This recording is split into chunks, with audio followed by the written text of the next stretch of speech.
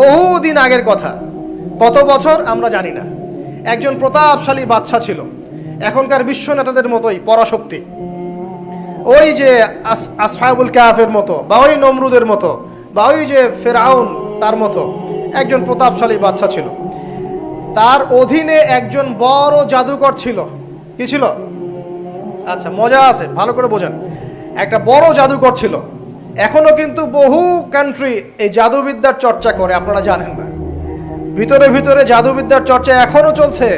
আর এই জাদু সত্য, জাদু সত্য, চোখের বদনজরও সত্য। সায়েন্স বিশ্বাস করুক না করুক, এগুলো সত্য। কারণ কোরআন বলেছে সত্য, ব্যাস সত্য। জিন সত্য নাকি মিথ্যা? ফেরেশতা সত্য না মিথ্যা? কবরের আযাব সত্য না মিথ্যা? এগুলো তো চোখে দেখা যায় না, বিশ্বাস করলেন কিভাবে? এই চোখে দেখা যায় না বিশ্বাস করেছেন বলেই তো আপনি মৌলবাদী।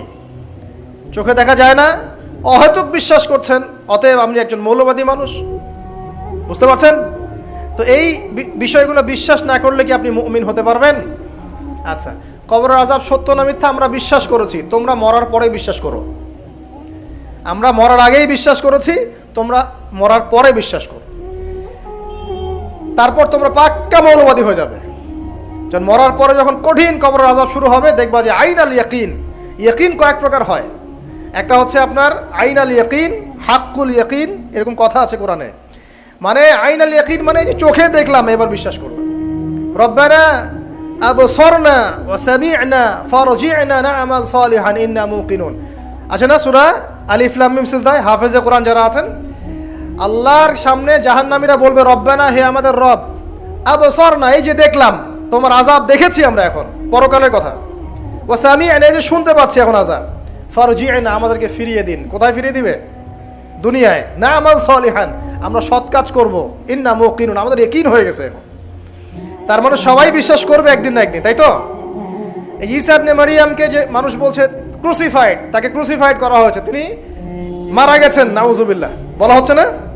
আচ্ছা, ঈসা ইবনে মারইয়াম যখন নেমে আসবেন সবাই বিশ্বাস করবে না? সূরা মাইদায় এই জন্যই বলা হচ্ছে যে ঈসা ইবনে মারইয়ামকে যখন পাঠানো হবে, একজন আহলে কিতাব বাকি থাকবে না যে তার প্রতি ঈমান নিয়ে আনবে না। এমন একজন মানুষ তখন খুঁজে পাওয়া যাবে না যে তার প্রতি ঈমান আনবে না আহলে কিতাবদের মধ্যে। ঈসা ইবনে মারইয়ামকে ক্রুসিফিকশন করা হয় নাই। ঈসা ইবনে মারইয়ামকে আল্লাহ রাব্বুল আলামিন তার কাছে উঠিয়ে নিয়েছেন। আর যে আল্লাহ পুরো মহাবিশ্ব চালাতে পারেন, সে একজন মানুষকে উঠাতেই পারেন। এটার এমন কি বিষয় যে আল্লাহ রাব্বুল আলামিন আপনার দেহের মধ্যে রূহ রেখে দিয়েছেন, যার হুকুমে বের হয়ে চলে যাবে, সে আল্লাহ রাব্বুল আলামিন রাসূল সাল্লাল্লাহু আলাইহি ওয়াসাল্লামকে মেরাজে উঠিয়েও নিতে পারেন। সিম্পল, এটা অবিশ্বাস করার কি আছে? আসুন সামনে যাই। এখানে যে বিষয়টা, যে বহুদিন আগে এরকম প্রতাপশালী বাচ্চার অধীনে একজন জাদুকর ছিল। এই জাদুকরের যখন বয়সটা বুড়ো হয়ে গেল, তখন সে তার ওই বাচ্চাকে বলছে যে আমার তো বয়স শেষ, আমার এই বিশাল জ্ঞানগুলো কি করব? আমাকে একজন বালক এনে দিন, যেই বালককে আমি এসব জাদুবিদ্যা শিখিয়ে দিব। এই যেরকম ছোট বাচ্চাদের মধ্যে একজন। তো এরকম একটা ফুটফুটে সুন্দর বাচ্চাকে খুঁজে বের করা হলো, যে বাচ্চাটা বিচক্ষণ। একে নিয়ে আসা হলো জাদুকরের কাছে। এবার জাদুকর তাকে জ্ঞান শিখায়, জাদু শিখায়। জাদু শিখাতে শিখাতে শিখাতে শিখাতে সে একটু পরিণত হচ্ছে, মানে কৈশোরে পদার্পণ করল। এখন সে যখন জাদু শিখতে আসে, আসার পথে রাস্তায় দেখে একজন পাদ্রী আছে। পাদ্রী মানে কি? পাদ্রী মানে দরবেশ, মানে যে আল্লাহ বিশ্বাস করে, হয়তো আগেকার আসমানি কিতাবে সে বিশ্বাস করত। এমন একজন পাদ্রীর সন্ধান সে পায়। সে ওই পাদ্রীর কাছে গিয়ে বসে। সেই পাদ্রী তাকে আসমানি কিতাবের যে মর্ম, যে বাণী, এগুলো শোনায়। তার কাছে খুব ভালো লাগে যে মাশাআল্লাহ, এটার ইমানের স্বাদ। যখন কোরআন শুনি আমাদের ভালো লাগে না, আসমানি কিতাব যখন শুনে তার কাছে ভালো লাগে। সে বলে যে আমি এটা শিখতে চাই। তখন এই পাদ্রী তাকে বলে, তুমি তো জাদু শিখতে যাও এই বাদশার দরবেশের কাছে, বাদশার জাদুকরের কাছে, যদি ওরা জানতে পারে তাহলে তো সমস্যা। তাহলে উপায় কি? যখন তুমি ওখানে যাবে, যখন দেরি হয়ে যাবে, তখন বলবে বাসার থেকে বের হতে দেরি হয়েছে, বাসার থেকে বের হতে দেরি হয়েছে। আর আমার এখানে বসে যখন বাসায় যাবে, তখন বাসায় গিয়ে বলবে যে ওখান থেকে, ওই যে জাদুকরের কাছ থেকে আসতে দেরি হয়েছে। মানে কৌশল অবলম্বন করতে তিনি শিক্ষা দিলেন। কৌশলের প্রয়োজন আছে না? উদউ ইলা সাবিলি রাব্বিকা বিল হিকমা, হিকমার দরকার আছে না? সত্য থেকে সরে গিয়ে নয়, কিন্তু কৌশল তো করার দরকার আছে। নবী সাল্লাল্লাহু আলাইহি ওয়াসাল্লাম যে হিজরত করেছেন, মক্কা থেকে মদিনা চলে গিয়েছেন, সবাইকে জানান দিয়েছিলেন, এই শোনো আমি হিজরত করছি? জানান দিয়েছেন? রাতের বেলা বের হয়েছেন, কৌশল, রাতের বেলা বের হন নাই, এবং তাকে মারার জন্য চারপাশ থেকে লোক ঘিরে রেখেছিল, এর মধ্য দিয়ে আল্লাহ রাব্বুল আলামিন তাকে বের করে নিয়ে গেছে। তিনি কি সবার সামনে ফেসবুকে জানান দিয়েছেন, এই দেখো আমরা বেরোচ্ছি? তো তোমরা তো কৌশলই বুঝো না দিনের কাজের, যে কাজ হবে 1%, আই ওয়াশ হবে 99%। এখনকার এই যুগ, হ্যাঁ, দিনের কাজ হবে 1%, আই ওয়াশ শোডাউনই বেশি। এই শোডাউন করতে করতে মানুষের চোখ লাগে, যত চোখ লাগে তত সমস্যা সৃষ্টি হয়, এবং আস্তে আস্তে আস্তে আস্তে দিনের দায়রা মাইনাস হতে থাকে। এই যে এই বিষয়টার পিছনে তোমরাও দায়ী, কৌশল তো বোঝো না। তো স্মার্ট এবং বিচক্ষণ মুসলিমদের বড় অভাব আছে এখন পৃথিবীতে। যতক্ষণ পর্যন্ত বিচক্ষণতা অর্জিত হচ্ছে না, ততক্ষণ পর্যন্ত ইসলামের বিজয় হচ্ছে না, এটা মাথায় রাখেন। তারপর সামনে যান। এবার এই বাচ্চা খুব সুন্দর করে ব্যালেন্স করলো, একবার এখানে যায়, একবার ওখানে যায়। এই করতে করতে ওই যে জাদুকরের ইন্তেকাল হয়ে গেল, মারা গেল জাদুকর। এবার এই বাচ্চার কাছে মাশাআল্লাহ অনেক এলেম কালাম আছে। এদিকে সে পাদ্রীর জ্ঞানে দীক্ষিত হচ্ছে। দীক্ষিত হতে হতে তার মধ্যে আল্লাহ পাকের প্রতি একটা পরিপূর্ণ ঈমান চলে আসে, সে মুসলিম হয়ে গেল, আলহামদুলিল্লাহ। তো মুসলিম হওয়ার পরে একদিন সে যখন বাচ্চার কাছে যাচ্ছে, রাস্তায় একটা বিশাল জন্তু দেখা যাচ্ছে। বিশাল জন্তু, কীরকম জন্তু আমরা জানি না। ঠিক ওই যে দাব্বাতুল আরদ সামনে বের হবে, কিয়ামতের 10টা নিদর্শন আছে বড় বড়, তার মধ্যে একটা হচ্ছে দাব্বাতুল আরদ, জমিন থেকে ফুড়ে একটা প্রাণী বের হবে। আর এখন মানুষ এগুলো বিশ্বাস করবে না, আমি জানি। 2 দিন পর নাসা যখন বলবে তখন বিশ্বাস করবে। কথা কি বুঝতে পারছেন? তবে প্রাণী এই পৃথিবীর নিচে আছে। রাসূল সাল্লাল্লাহু আলাইহি ওয়াসাল্লাম বলছেন 10টা আলামত না আসা পর্যন্ত কিয়ামত হবেই না। তার মধ্যে একটা হচ্ছে দাব্বাতুল আরদ, জমিন থেকে একটা প্রাণী বের হবে, এবং এই প্রাণী শুধু বেরই হবে না, মানুষের সাথে কথাবার্তা বলবে। এবার মানুষের সাথে কথা বলবে প্রাণী। বিশ্বাস করছেন? এখন বিশ্বাস করছেন না জানি, কিন্তু প্রাণী মানুষের সাথে কথা বলবে। আল্লাহ পাক বলাতে পারেন না? পারে। আচ্ছা সামনে যান। ওই প্রাণী যখন দাঁড়িয়ে আছে রাস্তায়, এখন এই বালক বলছে আজকে আমি প্রমাণ করে নিব যে আল্লাহর আনুগত্যশীল ওই পাদ্রী সঠিক নাকি ওই জাদুকর সঠিক। এবার সে একটা ইট হাতে নিল, পাথর হাতে নিয়ে সে বলছে, আল্লাহ তোমার কাছে যদি ওই জাদুকরের কাজের চাইতে এই পাদ্রীর কাজ বেশি পছন্দনীয় হয়, এই ইটের আঘাতে এই জন্তুকে তুমি মেরে ফেলো আল্লাহ। এ বলেছে বিসমিল্লাহ বলে পাথর নিক্ষেপ করলো। নিক্ষেপ করার সাথে সাথেই জন্তু ডেড। তখন তার আইন আল ইয়াকিন, হাক্কুল ইয়াকিন হয়ে গেল যে হ্যাঁ, আল্লাহর কাছে এই পাদ্রীর আমলই সবচেয়ে বেশি পছন্দনীয়। তার আর মনে কোনো সংশয় থাকলো না। কিশোর মানুষ না, কতটুকুই বা বোঝেন নাই? এবার তার মধ্যে একটা ইয়াকিন চলে আসলো এবং সে পরিপূর্ণ মুমিন মুসলিম হয়ে গেল। এবার যখন সে রাজ দরবারে যায়, তার কাছে পেশেন্ট আসে, মানে একজন মানুষ এসেছে, সে বলছে যে আমার চোখের সমস্যা। সে চোখে হাত দেয়, হাত দিয়ে বলে যে আপনি আল্লাহর প্রতি ঈমান নিয়ে আসেন, আমি আল্লাহর কাছে দোয়া করব, চোখ ভালো হয়ে যাবে। এভাবে পেশেন্ট আসে, সে বলে আল্লাহর প্রতি ঈমান নিয়ে আসেন, আমি দোয়া করব, ভালো হয়ে যাবে। এভাবে আস্তে আস্তে তার নাম এবং খ্যাতি ছড়িয়ে পড়তে লাগলো। যেই তার কাছে আসে সে বলে আগে মুসলিম হন, ইমানদার হন, আল্লাহর প্রতি বিশ্বাস করেন, আমি দোয়া করব, ভালো হয়ে যাবেন। চোখ অন্ধ ভালো হয়ে যাচ্ছে, কুষ্ঠরোগী ভালো হয়ে যাচ্ছে, হ্যাঁ, প্যারালাইজড রোগী ভালো হয়ে যাচ্ছে, আলহামদুলিল্লাহ। নবী ঈসা আলাইহিস সালাম এমনটা করেছিলেন না? আল্লাহ পাক চাইলে করতে পারেন। একদিন ওই রাজ দরবারের একজন মন্ত্রী আসছে, এবার ওই রাজার একজন এমপি সাহেব, তার চোখে সমস্যা, সে আসছে, এসে বলছে যে আমার এই চোখের সমস্যা, আমার চোখটাকে ভালো করার দরকার, তোমার কাছে কোনো ওষুধ আছে নাকি? সে বলছে যে আপনি আল্লাহর প্রতি ঈমান নিয়ে আসেন, আমি আল্লাহর কাছে দোয়া করব, আপনি ভালো হয়ে যাবেন। এবার সে আলহামদুলিল্লাহ ঈমান নিয়ে আনলো এবং সে ভালো হয়ে গেল। এই ভালো হয়ে যাওয়ার পরের দিন যখন সে আবার ওই পার্লামেন্টে গিয়েছে আর কি, ওদের তৎকালীন রাজদরবারে, এবার রাজা ওকে দেখে বলছে যে তোমার তো চোখ অন্ধ ছিল, কিভাবে শেফা লাভ করলে? তো সে বলে না কিভাবে শেফা লাভ করলো, সে বলতে চাচ্ছে না, কারণ সে আজ করছে যে বললে সমস্যা হবে। এক পর্যায়ে তাকে খুবই পিটুনি দেওয়া হচ্ছে, রিমান্ডে নিয়ে গিয়ে কঠিন মাইট দেওয়া হচ্ছে। এক পর্যায়ে সে মারের যন্ত্রণা সহ্য করতে না পারে বলে ফেললো যে ওই বাচ্চা, তার কাছে গিয়ে আমি আরোগ্য লাভ করেছি এবং সে আমাকে বলেছে যে তার রবের প্রতি ঈমান নিয়ে আসতে, তাহলে আমি শেফা লাভ করব। এই বাচ্চা এখন বলছে ফেরাউনের মতো যে আয়না রব্বুকুমুল আ'লা, আমি তো তোমাদের রব। নমরুদের মতো, আমি তো তোমাদের রব। আমি তো জানি না যে আমি ছাড়া তোমাদের কোনো ইলাহ আছে? এবার এই লোকটাকে হত্যা করা হলো, এই এমপি সাহেবকে হত্যা করা হলো, বিকজ সে ঈমান নিয়ে আসে। এবার সেই বালককে ডেকে আনা হচ্ছে, বলা হচ্ছে বলো তুমি নাকি তোমার রবের নাম দিয়ে মানুষের ট্রিটমেন্ট করা শুরু করেছো। তখন সেই বালক বলছে হ্যাঁ, আমি এক আল্লাহর প্রতি বিশ্বাস করি এবং তার রাসূলের প্রতি বিশ্বাস করি, তার প্রেরিত আসমানি কিতাবে বিশ্বাস করি। এখন রাজা বলছে আমি ছাড়া তোমাদের কোনো ইলাহ আছে আমি তো জানি না। এই সৈন্যবাহিনী শোনো, এই বালককে ধরো, ধরে নিয়ে গিয়ে উঁচু পাহাড়ে নিয়ে যাও, ওখান থেকে ফেলে দাও। কথা বুঝতে পারছেন? এবার তাকে নিয়ে যাওয়া হলো, ক্রস ফায়ার দেওয়া হবে, এবার উপরে নেওয়া হয়েছে, একদম পাহাড়ের উপরে। এবার ওই বালক উপরে উঠে একটা দোয়া করছে, এই দোয়াটা সবাই শিখে নেন। ওই বালক উপরে উঠে দোয়া করছে আল্লাহুম্মা কফিনিহিম বিমা শি'তা, আল্লাহুম্মা কফিনিহিম বিমা শি'তা, আল্লাহুম্মা কফিনিহিম বিমা শি'তা। পাহাড় থরথর করে কাঁপা শুরু করলো এবং ওই সৈন্যবাহিনী পাহাড় থেকে পড়ে গেল, বালকের কিচ্ছু হলো না।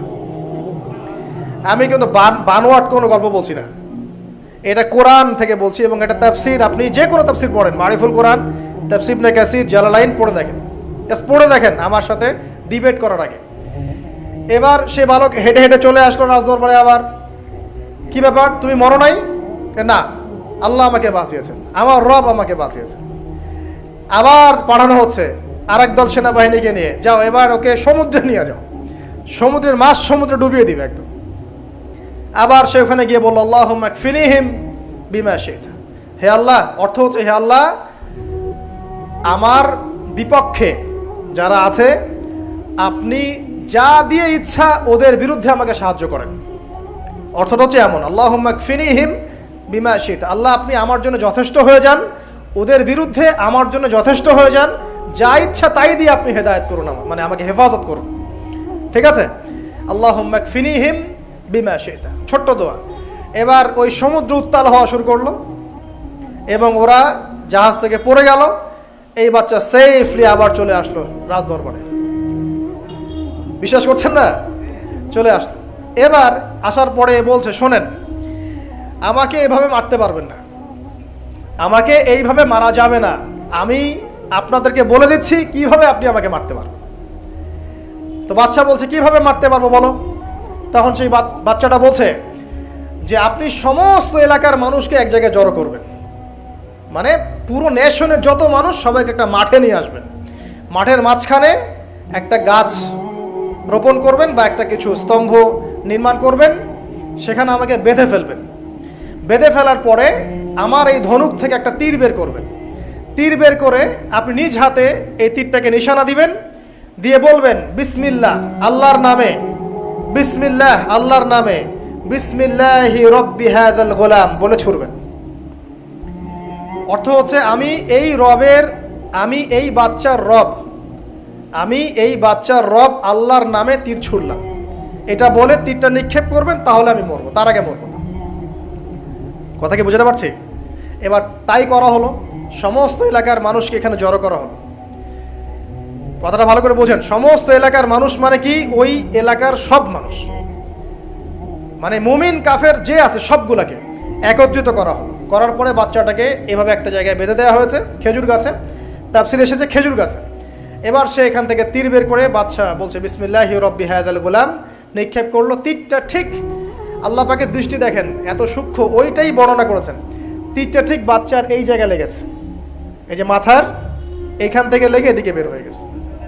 ওই বাচ্চা ছেলেটার এই যে কপালের এই পার থেকে এই পার পর্যন্ত তীর চলে গেল এবং বাচ্চাটা শহীদ হয়ে গেল আলহামদুলিল্লাহ। এবং এই বাচ্চাটা যখন মারা গেল বা শহীদ হয়ে গেল, আর সারা এলাকার মানুষ কি দেখলো? দেখলো যে বাচ্চা তাকে দুইবার চেষ্টা করে মারতে পারে নাই, কিন্তু তার রবের নাম যখন নেওয়া হয়েছে, আল্লাহর নাম নেওয়া হয়েছে, মারতে পেরেছে।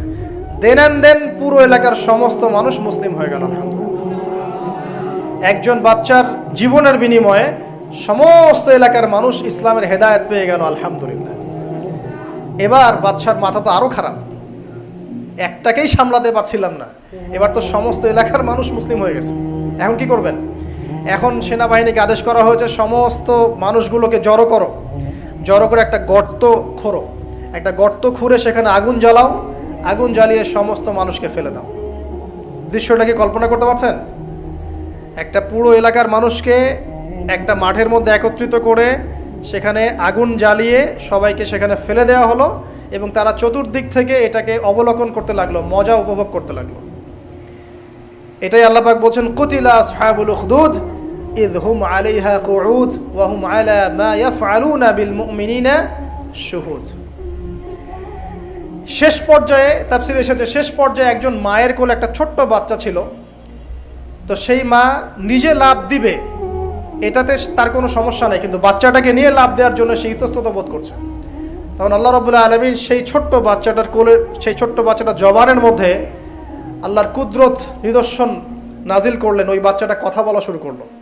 সেই বাচ্চাটা বলল, ইয়া উম্মা, হে আমার মা, লা তাখাফি, তুমি ভয় করো না, ফাইন্নাকি আলাল হক, কারণ আপনি সত্যের উপর আছেন, লাভ দিন। যারাই সে অগ্নিকুণ্ডে সেদিন লাভ দিয়েছে তারাই জান্নাতের স্বাদ পেয়েছে, আলহামদুলিল্লাহ। এই হলো আসহাবুল উখদুদের ঘটনা, যেটা আল্লাহ রাব্বুল আলামিন সূরা বুরুজের মধ্যে বলেছেন। এখানে একটাই শিক্ষণীয় বিষয়, ঈমান এর শক্তি, একজন ছোট্ট বালকের মধ্য দিয়ে কিভাবে আল্লাহ রাব্বুল আলামিন পুরো নেশনকে হেদায়েত করতে পারেন, এবং আল্লাহ রাব্বুল আলামিন সমস্ত পরিকল্পনার উপরে মহা পরিকল্পনাকারী, এবং আল্লাহ সুবহানাহু ওয়া তাআলা তাদেরকে চিরস্মরণীয় করে রেখেছেন কোরআনের পাতায়। কিয়ামত পর্যন্ত মানুষ এই ঘটনা পড়বে, তাদের থেকে শিক্ষা গ্রহণ করবে না? তা আল্লাহ রাব্বুল আলামিন সবচেয়ে বেশি স্মার্ট না আমরা সবচেয়ে বেশি স্মার্ট? এরপরে আল্লাহ রাব্বুল আলামিন বলছেন যে তারা ঈমান আনা ছাড়া অন্য কোনো অপরাধ করে নাই। এই মুমিন যারা ছিল, আগুনে লাফ দিয়েছে, এদের কি কোনো অপরাধ ছিল? এদের কোনো অপরাধ ছিল? কি অপরাধ ছিল? তারা শুধুমাত্র কি ছিল? মুমিন ছিল। ঈমান আনার ফলে তাদের এই পরিণতি হয়েছে, তাদেরকে অগ্নিকুণ্ডে লাফ দিতে তারা বাধ্য হয়েছে। যারা দিয়েছে তারা কি জান্নাতি না জাহান্নামী? জান্নাতি। ওই যে বালক যে একা দৃষ্টান্ত স্থাপন করে গেল এবং পুরো নেশনকে হেদায়েত দিয়ে গেল, এই বালক সফল না ব্যর্থ? আল্লাহ রাব্বুল আলামিন যদি চান তাহলে এরকম একজন দুইজন মানুষকে দিয়েও পুরো নেশনকে হেদায়েত করাতে পারেন, এবং যেটা হয়ে গেছে আগে সেটা এই যুগেও সম্ভব না? শুধু সম্ভবই না, বরং আপনাদের চোখের সামনে এটা হয়েছেও, কিন্তু আপনারা সেটা বুঝতে পারেন নাই। আপনাদের চোখের সামনে যুগের পর যুগ এমন ঘটনা ঘটেছেও, কিন্তু আপনারা হয়তো বুঝতে পারেন নাই, ধরতে পারেন নাই। আল্লাহ রাব্বুল আলামিন এমন মানুষদেরকে দিয়ে পুরো নেশনকে হেদায়েত করেন। কিছু মানুষকে আল্লাহ পাক পরীক্ষায় ফেলেন, তাদের মধ্য দিয়ে আল্লাহ পুরো নেশনকে হেদায়েত করতে পারেন, আলহামদুলিল্লাহ। আসহাবুল উখদুদের এই বাচ্চার মধ্যে আমাদের সবার জন্য নিদর্শন আছে। আল্লাহ পাক আমাদের সবাইকে প্রকৃত ঈমানদার হওয়ার তৌফিক। আমাদের এই ভিডিওটি যদি আপনার ভালো লেগে থাকে তাহলে ভিডিওতে একটি লাইক দিতে পারেন এবং আপনার প্রিয়জনদের সাথে শেয়ার করতে পারেন, এবং এইরকম আরও ভিডিও পেতে আমাদের ইউটিউব চ্যানেলটি সাবস্ক্রাইব করে পাশে থাকা বেল আইকনটি অন করে দিন।